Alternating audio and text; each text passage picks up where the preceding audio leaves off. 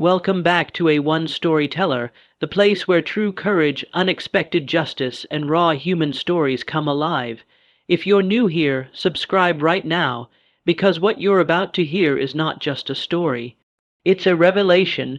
Picture this, a homeless black woman sitting quietly on a rainy city sidewalk. Her coat is torn, her boots are worn, and most people walk past her like she doesn't exist. Some sneer, others pity. But no one knows her name. No one dares to look deeper. Then one day, two police officers approach her, thinking she's just another nuisance. Just another nobody they can push around. What they don't know is that this woman is the most lethal sniper the U.S. Green Berets ever trained. She holds more confirmed kills than anyone in her unit's history. She's been on missions that were so top secret they don't exist on paper.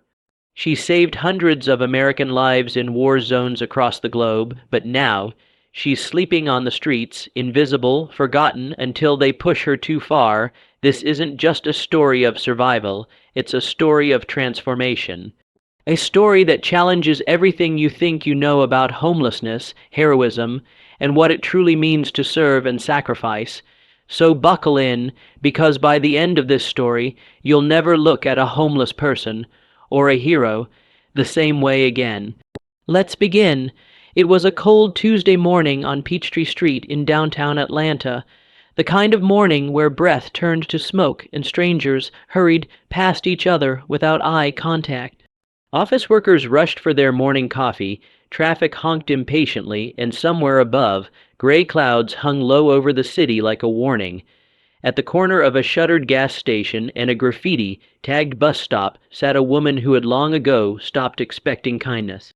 She wore a tattered army green jacket, faded at the shoulders, the fabric frayed at the cuffs.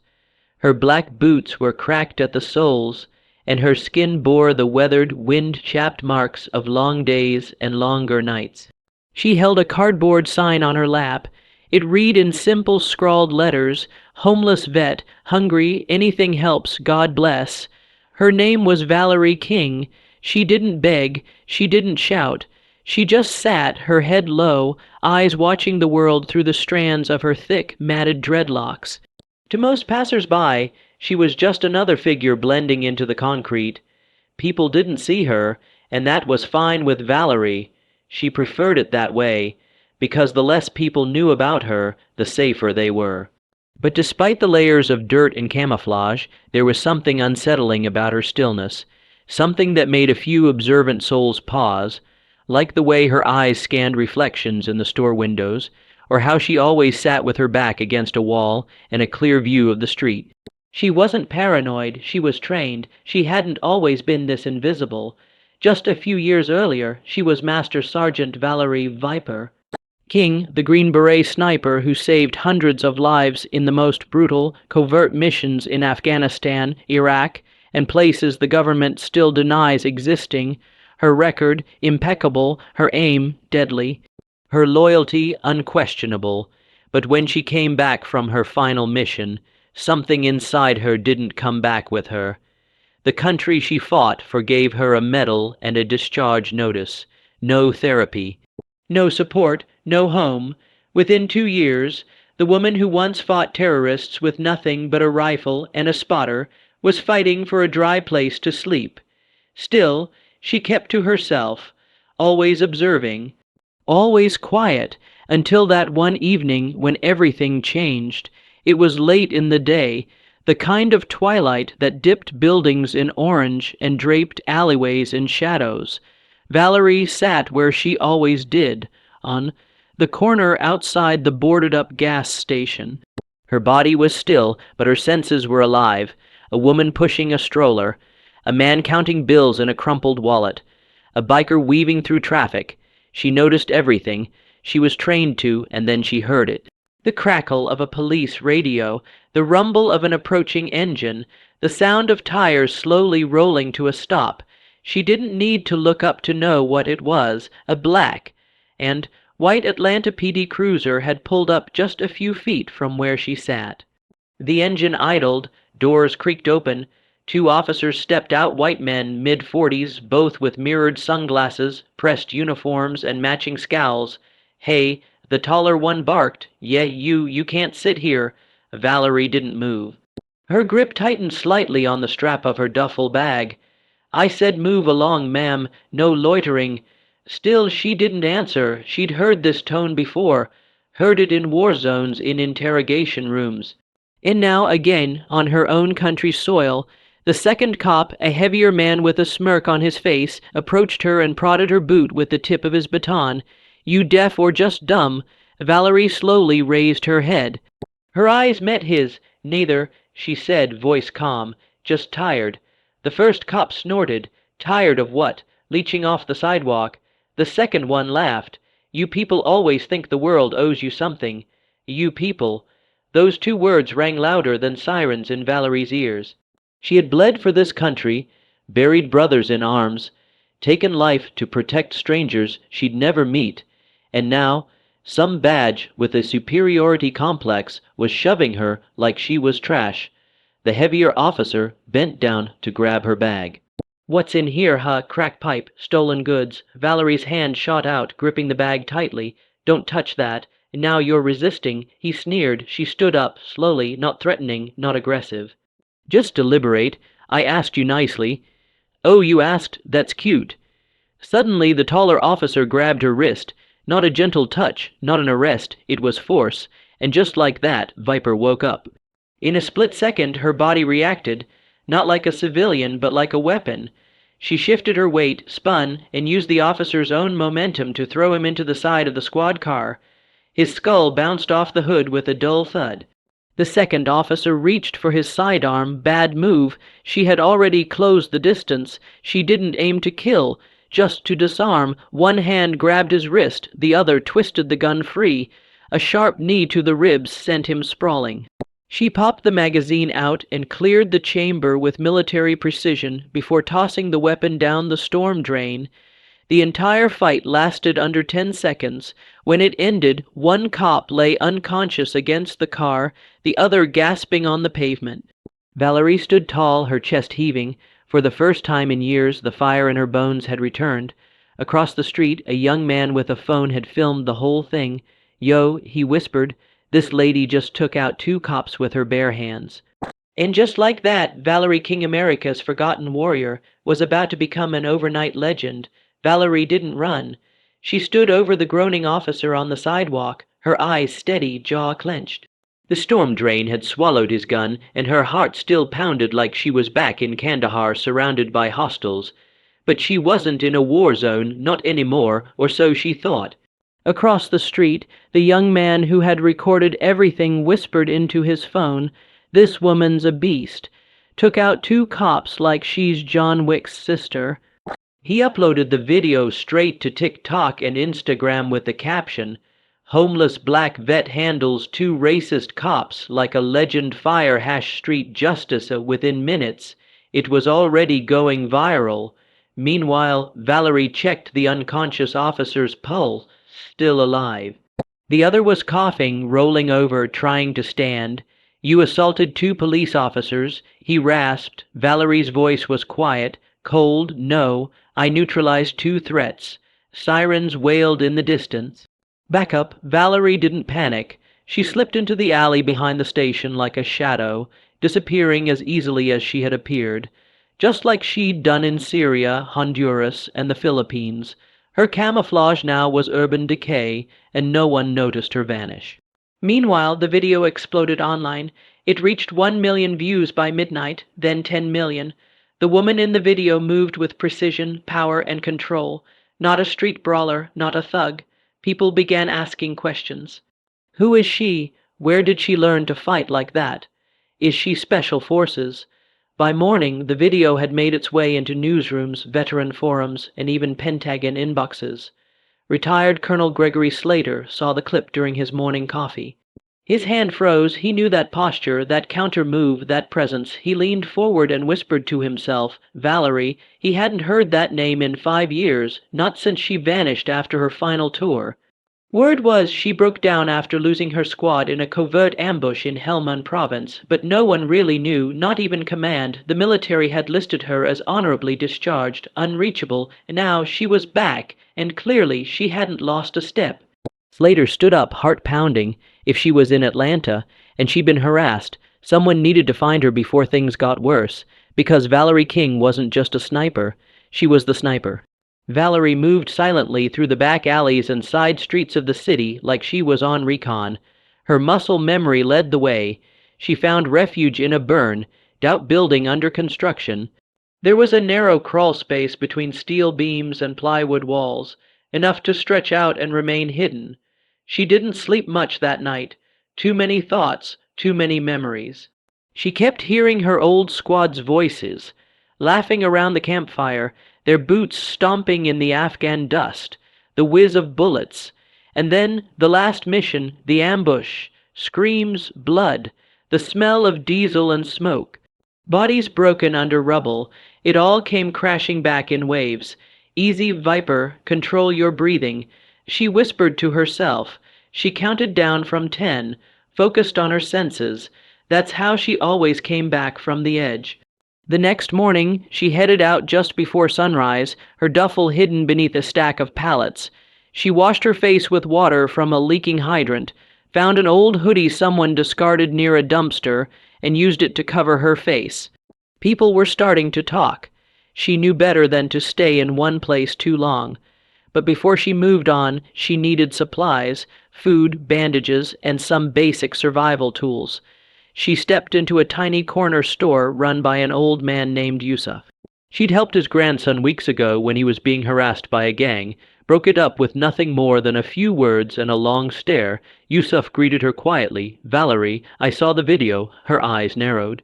"It's bad, it's everywhere," he said, voice low. "Some are calling you a hero, others want you arrested. I didn't ask to be either." He placed a paper bag on the counter. Inside was food, bottled water, and a first aid kit.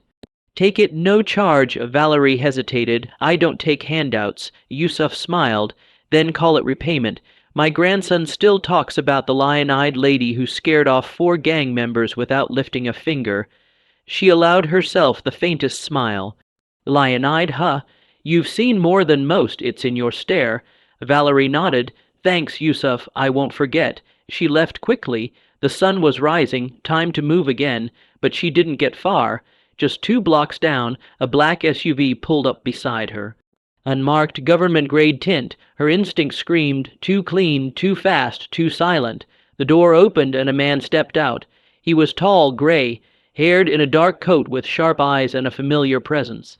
"Valerie," he said simply. Her body went rigid. "Slater." The man nodded. "Been a long time, Viper." She backed away slowly. "How did you find me? You were trending." She gave a bitter chuckle. "Social media, the real surveillance state." "I'm not here to bring you in," he said.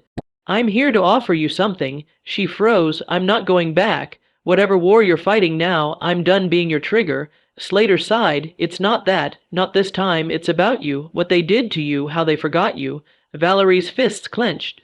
"They didn't forget. They discarded me." Slater nodded, shame in his eyes. "You're right, but it's not too late. You deserve better. There's an opening at the new VA task force. They're hiring veteran advocates. You'd be perfect." She raised an eyebrow.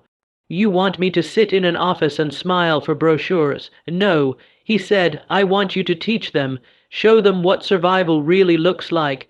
Valerie turned her gaze toward the street. "I need to think," she said finally. Slater nodded. "You've got 48 hours. After that, things may change." As he left, Valerie stared into the city skyline. Part of her wanted to disappear again, but another part, the soldier, the sniper, the leader, was waking up. And this time, she had a mission of her own. Valerie had 48 hours, 2 days to decide between staying invisible or stepping back into the world she'd once defended with her life. She didn't trust Slater, not completely, but there was something in his eyes she hadn't seen in years. Remorse, but while Valerie was wrestling with her past, the system she once served was already turning against her. The viral video had reached every news outlet in America. On CNN, they were calling her a mystery veteran vigilante. On Fox News, she was an armed threat to law enforcement. Social media was split between calling her a national hero or a criminal on the run. But the Atlanta Police Department didn't care about public opinion. They wanted blood. The two officers she neutralized were now hospitalized. One had a broken collarbone and 3 cracked ribs. The other suffered a concussion and fractured wrist. In their reports, they called it an unprovoked assault. Left out were the parts where they threw her bag, knocked her to the ground, or tried to forcibly detain her without cause. The Internal Affairs Department was under pressure. The mayor wanted a press conference. Protesters were already gathering outside City Hall holding signs that read, "She's a vet, not a threat. Justice for Valerie King." But Police Chief Bernard Owens wasn't about to let a homeless woman, black or not, make his department look like fools. "Bring her in," he ordered during a briefing. "I don't care how. Find her, quietly or loud." A city-wide manhunt was issued. Valerie's name wasn't on the public bulletin yet, but in precincts across Atlanta her face, green, captured from the video, was now pinned on briefing room boards under one word, dangerous. Meanwhile, Valerie moved like smoke through the underbelly of Atlanta. Underpasses, freight yards, train tunnels, places forgotten by the city but known to the ones trying to survive it. She made contact with a man named Dion, a former Army medic who now ran a homeless outreach near the rail lines. Dion recognized her immediately. "Viper," he said with a half-smile. "Didn't think I'd see your ghost walking around again." "Still breathing," she replied, voice steady. He handed her a burner phone, some clean clothes, and a hot cup of coffee. "You've got half the city rooting for you," he said, "but the other half's locking and loading." Valerie nodded. "I need a safe house, somewhere quiet." "I've got just the spot," Dion said. "Old dry cleaners off Edgewood. Back room's soundproof. You'll be a whisper on the wind." She took it. Grateful but cautious, as she stepped into the shadows again, she knew it was only a matter of time before they closed in. And when they did, they'd find more than a woman down on her luck. They'd find the Green Beret sniper whose kill count in Afghanistan still made some Pentagon generals sweat. It didn't take long. By the next afternoon, police had triangulated her last known location near Yusuf's corner store. Surveillance footage caught her walking away, hood up, duffel bag in hand. A few blocks away, a security cam spotted the same woman entering the alley behind a row of condemned buildings. They started sweeping the area. Man teams, unmarked cars, plainclothes officers with body armor under their button-ups. But Valerie wasn't caught off guard. She'd rigged the entire building with simple counter-surveillance traps, broken glass near the doorways, strings tied to bottle caps for noise, and mirrors angled to catch movement around corners. She watched from the shadows 4 officers approaching slow. One tried the back door. It squeaked loudly just as she predicted. He froze. Another whispered, "Stay sharp." She could be armed. She could have left. Slipped out the basement like smoke, but something inside her snapped. She wasn't the hunted, not anymore. From her perch on the 2nd floor, she dropped a smoke bomb she crafted from potassium nitrate and sugar, a trick she learned from a Nigerian counter-insurgency team. As the alley filled with thick gray smoke, the officers began coughing, drawing weapons and stumbling into each other. Valerie's voice rang out from the smoke like a ghost in the fog. "You come into my house with boots on my neck and expect me to kneel." A silhouette moved. One of the officers aimed and shouted, "Freeze," but Valerie was already behind him. She disarmed him with a wrist lock, stripped his weapon, and tossed it onto the rooftop. She didn't break bones, just enough pain to send a message. Another tried to tackle her. Mistake. She flipped him over her shoulder, straight into a pile of garbage bins with a clatter. The last 2 backed off, hands up, terrified. "I'm not your enemy," she said, stepping into the clearing. Her voice was calm, controlled, deadly. "I fought for this country while you were still filling out academy forms. I buried my squad in dirt you'll never walk on. Don't come for me unless you're prepared to meet the real me." One of the officers looked at her like he'd seen a ghost. "You're Valerie King, the sniper from the Black Hills op." Valerie's eyes narrowed. "You know that name. My cousin, he was on that mission. Said you saved 12 men in under 4 minutes. Valerie looked away. 13, the 14th didn't make it. The smoke cleared. She vanished again, leaving only confusion and silence in her wake. But across town, a bigger storm was brewing. Colonel Slater was on the phone with the Department of Defense liaison. "She needs protection," Slater said firmly, "not a manhunt. She assaulted officers, Gregg. She defended herself," Slater barked. "You know as well as I do Valerie King is a legend. She was decorated 6 times, Presidential Medal of Valor, Purple Heart, Silver Star. You think someone like that just snaps unless she's been pushed too far." The voice on the other end hesitated. "So what are you proposing?" Slater's eyes narrowed. "I want her story told, her truth, before they bury it under headlines and arrest warrants." He slammed the phone down and turned to his aide. "Set up a press conference. We're going public." The press conference was held at a modest hall on the outskirts of Fort Benning, not far from where Valerie had once completed the most brutal weeks of sniper training the U.S. military could design. Colonel Slater stood before a wall of reporters, the buzz of chatter humming just beneath the surface like a pot about to boil. Behind him, a blown-up image of Valerie King in full combat gear was mounted on a digital screen. Her face was painted in desert camo, her eyes sharp and locked through a rifle scope. Not one person in the room could reconcile the image with the homeless woman from the viral video.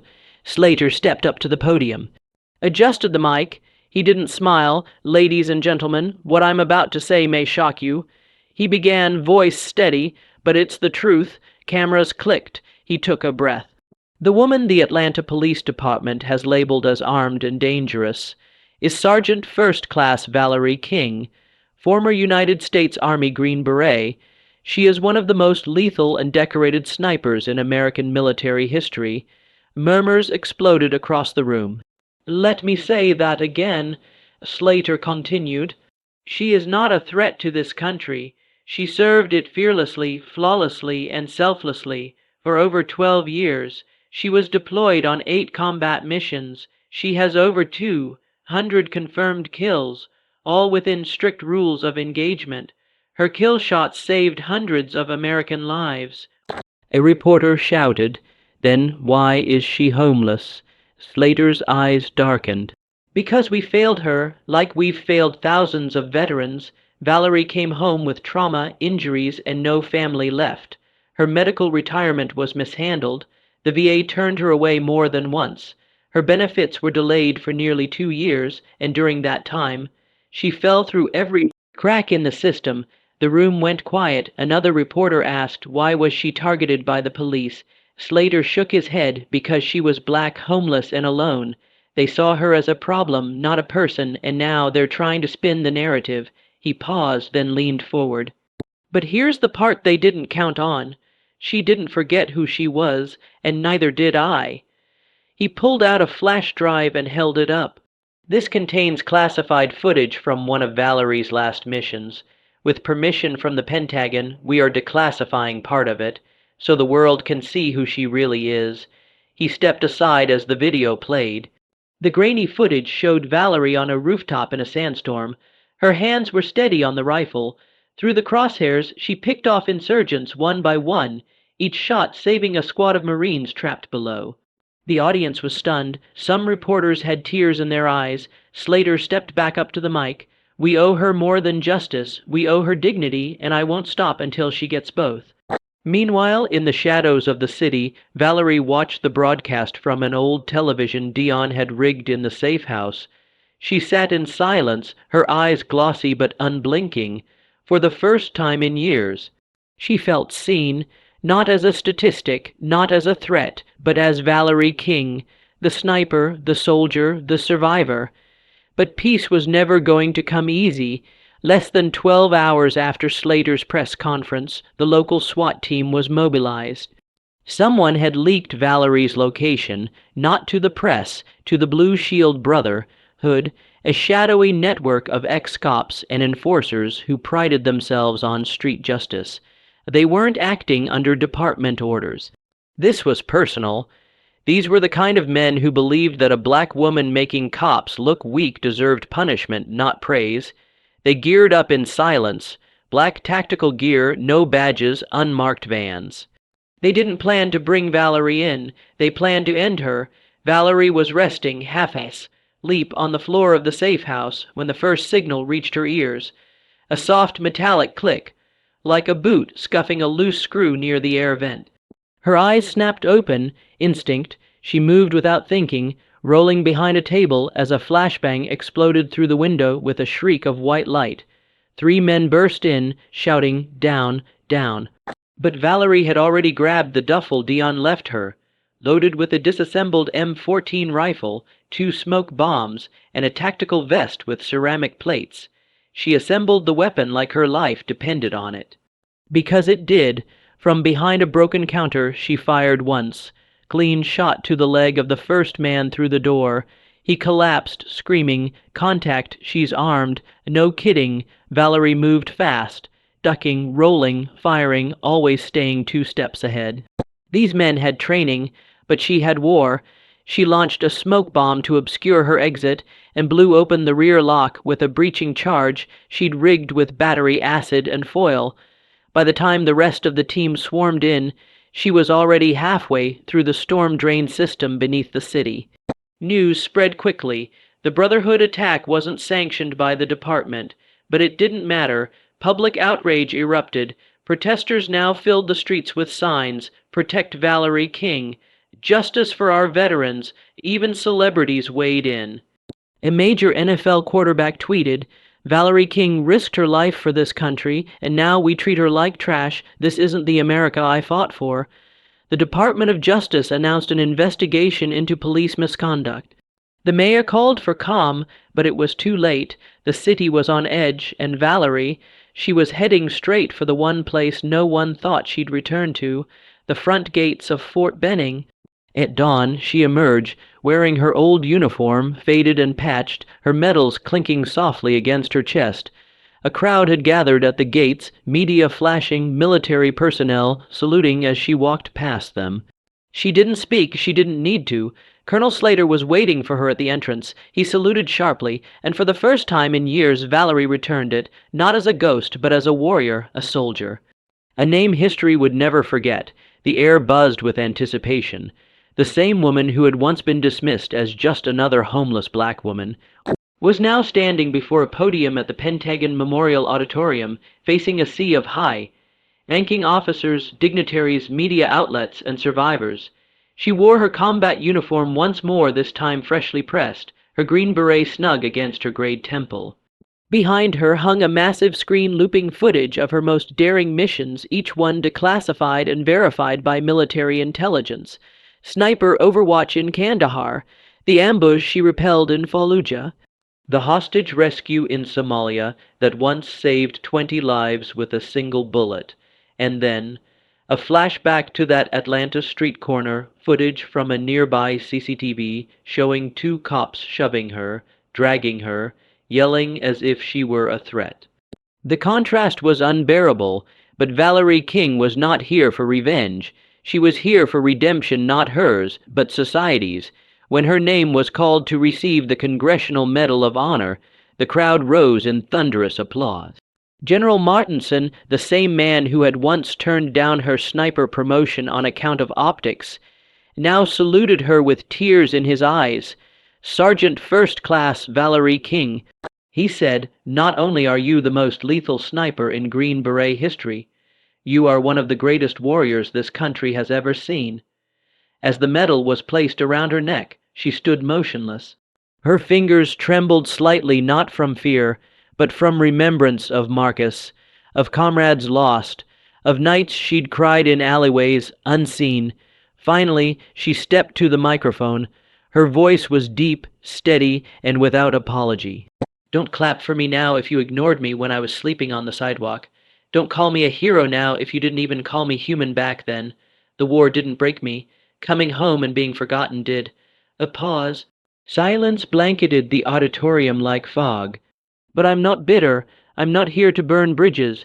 I'm here to build new ones, stronger ones for the warriors who come after me. I speak for every veteran who put their body in front of a bullet only to come home and be hit by silence, by indifference, by poverty. And to every homeless woman out there, black, brown, or white, don't let them tell you your story is over. You may be down, but you're not invisible, and you sure as hell aren't weak." The crowd erupted, some stood, some wept, and some, perhaps for the first time, saw her. In the months that followed, Valerie used her newfound voice to start a nonprofit. Her organization provided housing, therapy, job training, and mentorship for veterans, particularly women of color who had fallen through society's cracks. Major cities invited her to speak, schools studied her life, Congress finally passed the King bill allocating billions toward veteran reintegration and mental health support. But Valerie, she didn't care for lights or parades.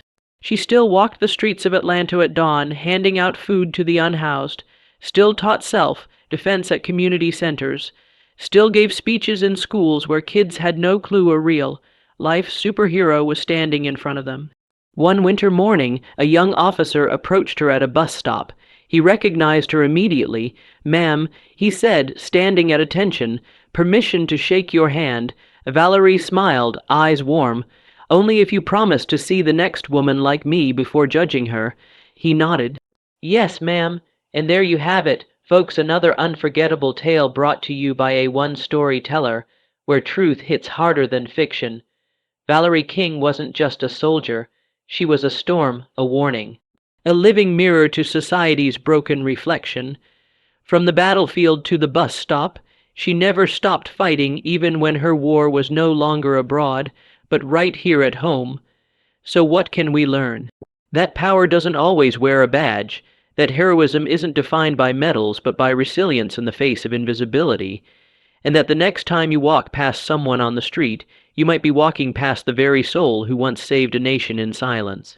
What would you have done if you saw the cops harassing Valerie? Would you have spoken up or stayed silent? Drop your thoughts in the comments. We read every single one. Don't forget to like, share, and subscribe to a One Storyteller, where real heroes finally get the spotlight they deserve.